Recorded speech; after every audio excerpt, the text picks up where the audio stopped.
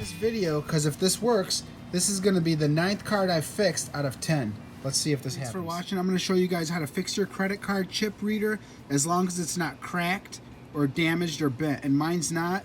I've only used it for about maybe 2 months, 3 months I've had it, and now it won't read anymore. So it's pissing me off. I'm going to show you guys that it does not read.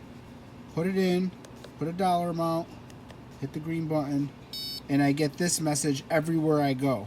Okay, so I'm going to show you guys how to fix that. All right, so I got my card over here. I'm going to spray it with alcohol.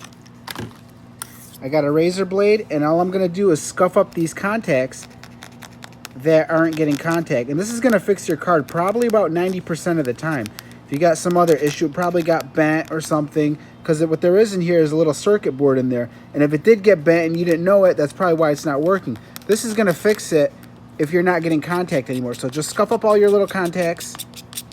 I actually work as a mechanic, and if you get oil on there and dirt and stuff like that, it'll mess it up.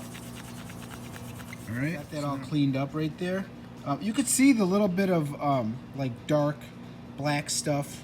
I don't know, oil or whatever you want to call that. Anyways, dry that off before I do the test, guys. This thing would not read for crap. Let's see if it works. I'm gonna put in a penny. Enter. Come on, baby, work. Remove card. I think it's working. Transmitting. It's working. That's it, guys. So I'm glad this worked out. Give me a thumbs up. Thanks for watching.